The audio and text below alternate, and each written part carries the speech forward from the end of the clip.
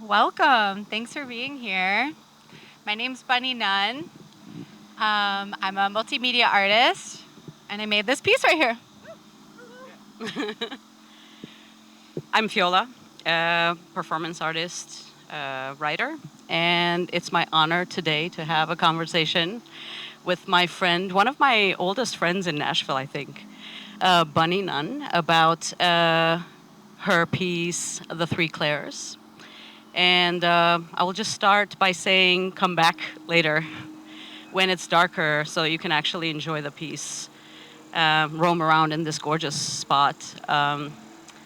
But for now, we're going to talk a little bit about the process because it's a very interesting process how Bunny came about to make this video or film or the installation of the video and the film. Yes. And I will just read Bunny's bio really quick, the way that you presented yourself. As she said, Bunny's a multimedia artist whose focus extends into time-based media and sensorial installation, exploring technological nostalgia and phosphoric magic. What is phosphoric magic? Ooh, I don't know. I was thinking like sparkly etherealness in all forms, I guess. All right. I was Googling it. I was like, what does that mean? But it's Yes. best to ask you. Yes. Through immersive experiences, she weaves together the past and present, the seen and the unseen, inviting audiences into liminal spaces of reflection and transformation. That's Bunny's work, in her own words. So, could you tell us a little bit more about? Like, I know where this happened, the filming of the video, but tell us a little bit more about the process of ending up with this idea. Yeah. And then kind of that will justify why I'm doing this Q&A. Okay. Yes. There's a lot of information, I think. So I applied for an artist residency in Finland in January of 2020, and found out I was getting in February, and I thought I was going to go in September of 2020. That did not happen. It got pushed indefinitely. For 2 years, I was in a limbo where I was like, am I even going to go? And during that time, my original intention was that I wanted to make an installation. It's getting a little loud. I wanted to make an installation, and so I had that plan, and then decided, I wasn't going. Found out I wasn't going, and then I was friends with the barbershop theater people, and they had nothing going on in the barbershop theater during that time, and so they said, well, why don't you do an installation here instead? So I did the installation. It was called the Mercury Chamber. I did that at barbershop here in Nashville instead, and it was a whole immersive room experience, and only 2 people could go in at a time, so it was very intimate and COVID safe. And I met my husband there. He randomly waltzed in one day, and that's how I met him. And then by the time I actually did end up going, we were together. It was funny that I applied for this trip that I didn't even know my husband at, and we got married 2 months before I left for the trip. And by the time I got there, I had done the installation already, and so I was like, well, what am I going to do? I'm going to make a film. I've made a lot of like music videos and different kinds of videos for people, but this was my first time I wanted to make something that was like fully my own solo work, and I decided I was going to write a film, and I went out there to do that. Yeah. Did I answer the question? Yeah, pretty much. So Okay. about the film, though, Yes. did you have a concept for the film, or were the summery Finnish forests an inspiration? Did you go carte blanche, or did you go with a certain idea? Yeah, that's a About good question. I think before I left for Finland, my only thought was I want to make a film that is a book of spells. So if a book of spells were a film, that's what I wanted to make. So that's kind of where I started. Yeah. We've talked about this before, so can you tell us a little bit about the residency? Because I remember loving the idea that you were encouraged not to use phones and the internet. Yes. And how long was that? How long was the residency? Where was it, kind of like in terms of ambiance? And how did not having internet influence your process of thinking, artistically thinking? Yeah. So that's what really drew me to the residency was the idea that there would be no phone, no internet access for the entire month that I was there. I was living with 12 artists, which that was maybe the hardest part was just living with 12 strangers for a month. That was hard. But yeah, so I went into it knowing there was no phone, no internet, but again, had just gotten married, so I only was able to talk to my new husband for an hour a week. That was interesting, but a fun challenge at the same time. But also it was very isolating. We were in rural Finland, so I flew into Helsinki and then took a train 2.5 hours to Tampere, and then we drove 40 minutes into the countryside. So we were deep in rural Finland, and we're very isolated, but it was beautiful. I mean, we really got to know each other. Finland is very well known for their saunas, and we had a wood-fired sauna on the premises. So we got to know each other very intimately because we were naked together all the time. So that was really fun. Just so normal in Finland. Yes, yeah. The only people who had an issue with it were the Americans. We were the only ones who were uncomfortable with the idea at first. But being detached from social media and the internet, I would make a list every week of like, okay, when I get back to the internet, I'm going to Google these things. And then by the time I got to Google, I would go, I don't care about any of these things anymore. And I wouldn't Google any of them, And it made me realize how much we really don't need the technology that we have. Yeah. Yes, so to kind of wrap up the idea of Finland is like what brings us together sitting here in front of you today is that I lived in Finland for 5 years, but it's strange enough that I knew Bunny when she was going to the residency. However, I was not in Finland when she came through. So, but there is a united sort of experience of having lived there and you having visited there. So I'm very honored to talk about Finland and kind of transport this. It kind of feels like there in this forest. So not a coincidence. When I was there, they were having a heat wave, and it was like this. It felt like this, and I was like, okay, I can deal with that. After maybe, or if you have paid attention to the video, if you came earlier, there are 3 performers or characters in the video, and they are in the video throughout. So can you lead us through the process of how you met them and their residents as well of the residency, right? Yes, yes. And how did the collaboration come about? Yeah, so it took a while to really just like get to know the people in the residency and see who I felt comfortable with and all of that.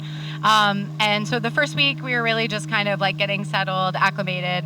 The second week I started writing and figuring out like, okay, what are the props that I have at my disposal in rural Finland, and what are the characters? And I kind of came up with this idea for the 3 Claires, and they each represent a different Claire, as in a power. So one is clairsentience, one is clairaudience, and one is clairvoyance. And so they're the 3 Claires. And these were 3 of the people I kind of bonded with, and I just thought they all represented. The idea was I was stumbling upon this coven, and I liked that they all represented non-traditional archetypes of witches or magical people. They all weren't necessarily what I think of because of like being a 90s pop culture baby of like what a witch looks like. So that was part of why I was really drawn to them being a part of it. And they were very game. I did sit them down, and I was very like, I wanted them to know I was treating it very seriously and all of this.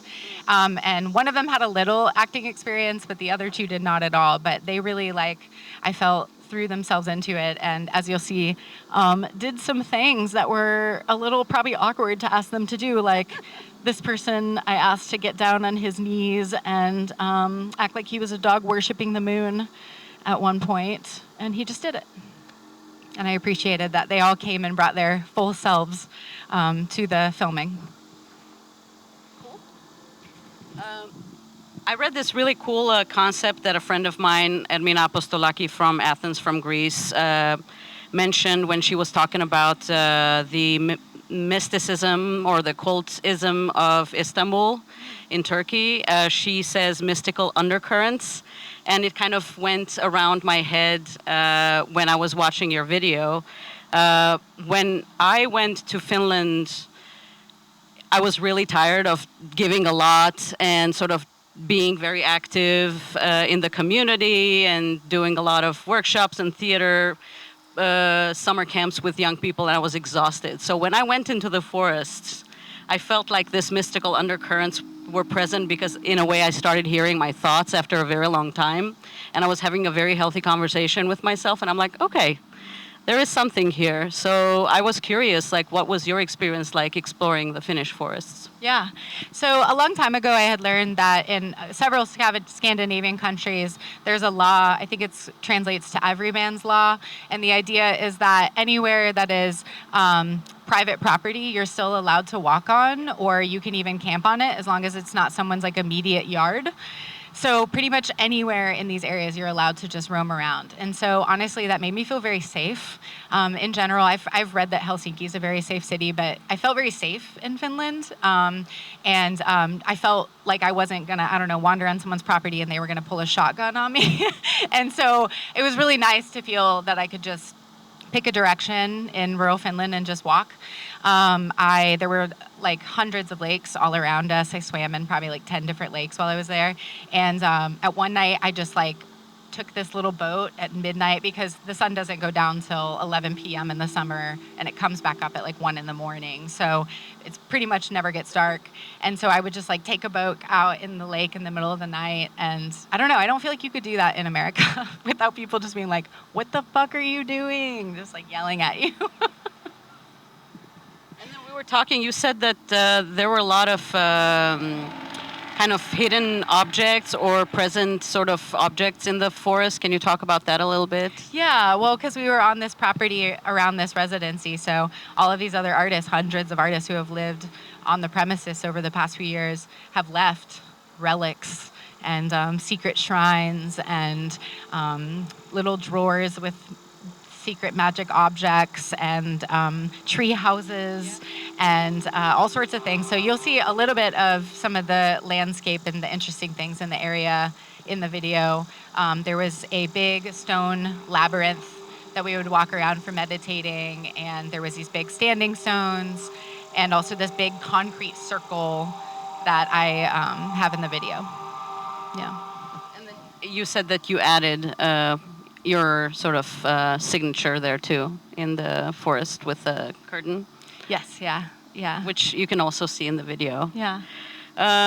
Okay, speaking of the aesthetics of the video, glitches, distortions, interferences are very present also in your other works.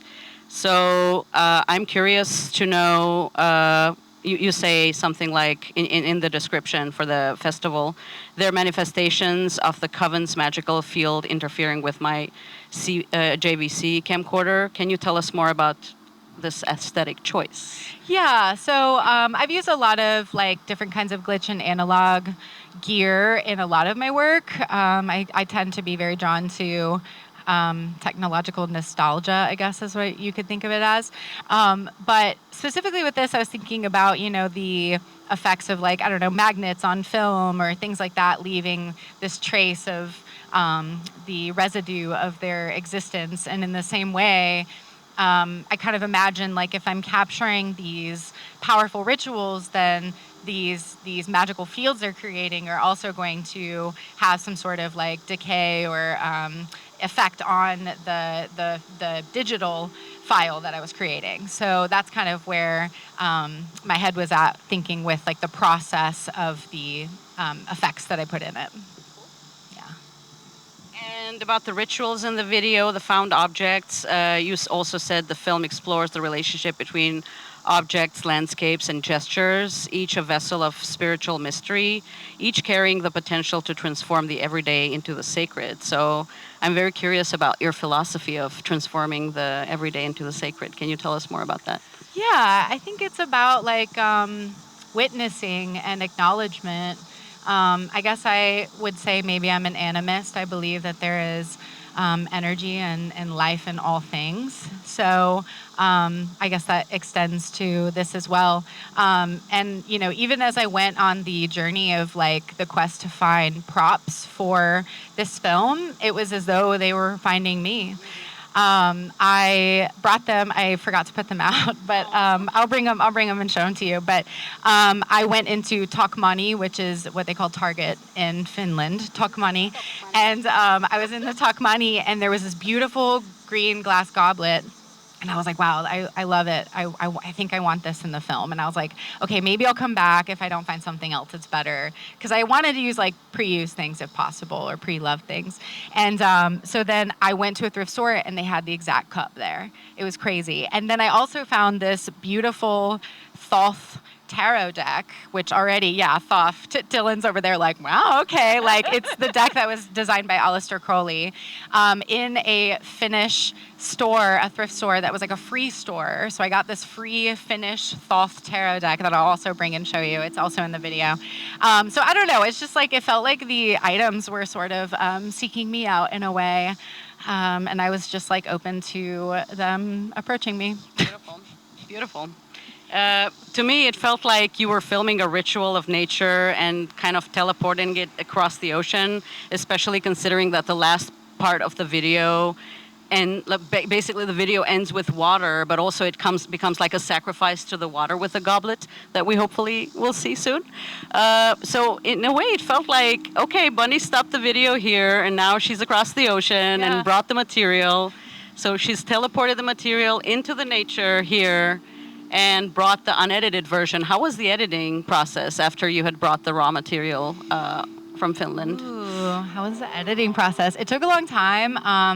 I did some analog effects on it and processed the footage that way a couple times. But then I also went to Electric Arcadia in Sewanee, Tennessee, which is a little spot run by my friend Linda Heck, and did a little mini residency there on the weekends and worked on the animations there in January of 2024. And then I brought it back and was invited to show it at a gallery in Knoxville. So that version did not have audio, but I created a different version. This one's called the Cardinal version because it's set up where each of the elements and tarot correspondences corresponds to the cardinal direction that the television is facing. But the version I did at the gallery was called Solve and Coagula, and that was because one version was all of the pieces separate in a row, and then the other one was all of the pieces layered on top of each other all at once. So I don't know, I guess I played a lot with the experimenting with the editing and like what I wanted it to look like. I originally really in my mind thought this was going to be more of a traditional film screening, and the spirit said, no, that's not what this is, so. Cool. Yeah, I also forgot to mention that Bunny, Dylan, my spouse, and I actually collaborated beforehand in 2023, if I'm correct.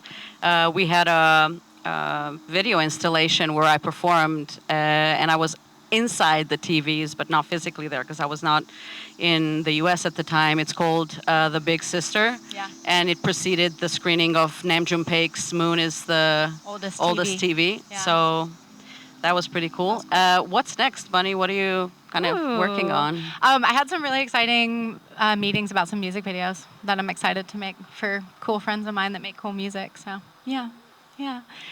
Yay. Thank you for being here, y'all. Thank you. Yeah.